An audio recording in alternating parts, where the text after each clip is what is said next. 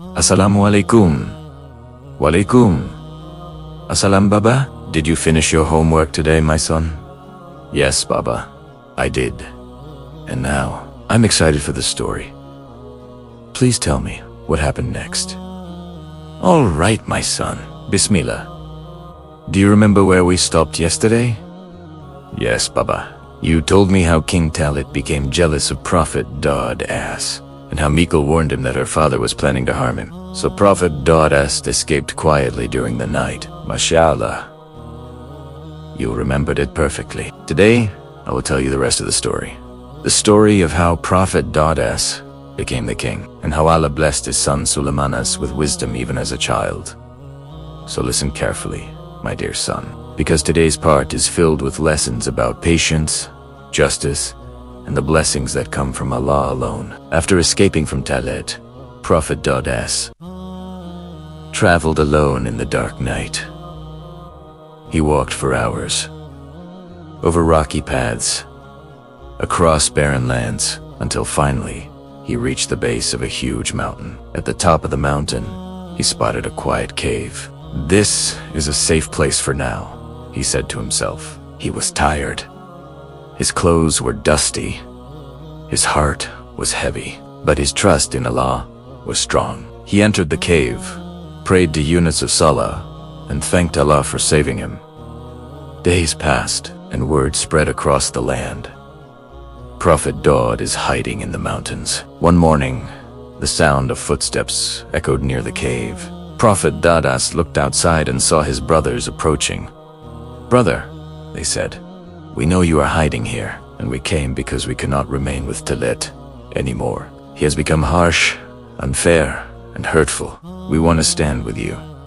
Prophet Dawud was surprised, but happy. He welcomed them with warmth. Soon, a few more citizens came to the cave. They said, "O Prophet of Allah, we are tired of Talut's oppression.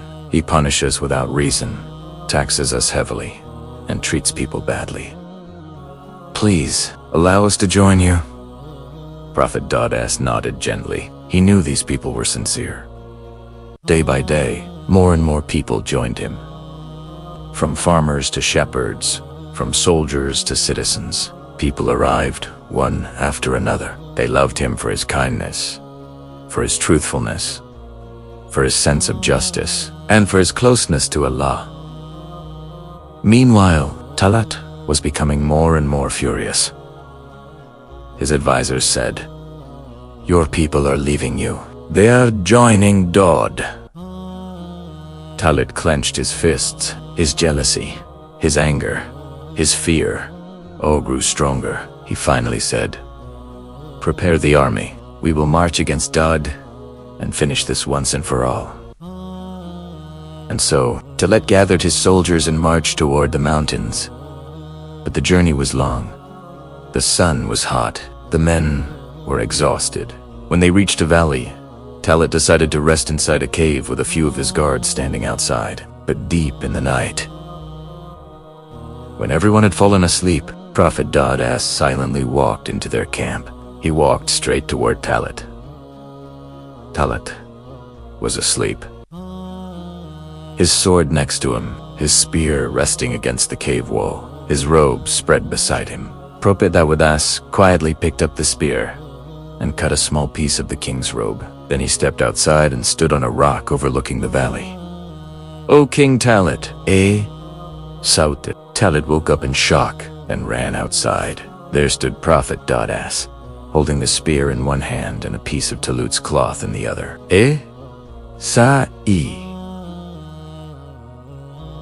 Da, you came here to kill me, but I do not come to kill you. Look, this is a part of your robe. I could have harmed you, but I didn't, because I do not seek revenge. I do not seek war. I seek only the pleasure of Allah." Talit was stunned. His heart trembled. His eyes filled with tears. He said, "Forgive me, O Dawud. You are better than me." Prophet Dawud forgave him and walked away. A few years later, Talit died in another battle. The people were sad, but they remembered what Prophet Dawud had done for them. They gathered together and said, There is no man more deserving of leadership than Dawud. He is wise, brave, fair, and blessed by Allah. And so, Prophet Dawud became the king of Israel. Allah blessed his kingdom, and the land prospered. Justice returned, his breath, people felt safe again. And soon, Allah blessed the Prophet with a son, a beautiful, intelligent child named Suleiman. Suleiman grew up learning from his father. He watched how his father judged fairly, how he prayed long into the night, how he recited the Zabur in a voice so beautiful that even the birds, mountains, and trees would join him in glorifying Allah. Suleiman absorbed all of this, and Allah filled his little heart with wisdom far beyond his age. One day, when Suleiman was just 11 years old, something unusual happened. Two men came to Prophet Dawud with a problem. One man said, "Oh, Prophet of Allah, this man's sheep entered my vineyard last night. They ate all my grapes. Everything is destroyed." Prophet Dawud turned to the other man. "Is this true?" "Yes," the man replied sadly. "It was a mistake, but yes, my sheep destroyed his crops." Prophet Dawud thought for a moment. He said, "Then the owner of the vineyard must receive your sheep as compensation." But Suleiman had been listening quietly, and suddenly the young boy spoke up. "Father, I have a better solution." Everyone turned to him. Prophet Dawud smiled gently. "What is it, my son?" Suleiman explained, "Let the owner of the sheep work in the vineyard until it grows back, and let the owner of the vineyard take care of the sheep, meanwhile using their milk and wool to survive. Once the vineyard is fully restored, they can switch back." Prophet Dawud was amazed. "This is a wise and fair judgment, my son," he said.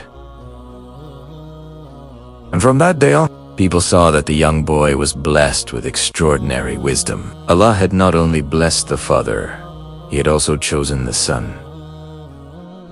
Ibn Asakin Prophet Dawud lived humbly. He didn't use the nation's wealth for himself. Instead, he made his own living by crafting weapons with his hands. He divided his day into 4 parts: work and rest, worship, listening to people and settling their disputes, teaching and delivering sermons. He worshipped Allah more than any other king in history. He fasted every alternate day, a fast that is still known as the Fast of Dawud. And at night, he would pray glorifying Allah until his tears soaked the ground. His voice was so beautiful that even animals paused to listen. Mountains echoed his praises. Birds hovered above him. Trees swayed gently as if moved by the rhythm of his recitation. He ruled with justice for many years. One day, Prophet Dawud was praying alone in his private room. He told the guards, "Do not allow anyone to disturb me." But suddenly 2 men appeared inside the room. The Prophet was startled. "Who are you?" he asked firmly. One man said, "Do not fear. We are here because we have a dispute." The first man spoke. "This is my brother. He has 99 sheep. I have only 1. He wants to take my only sheep from me. Please, tell us your judgment."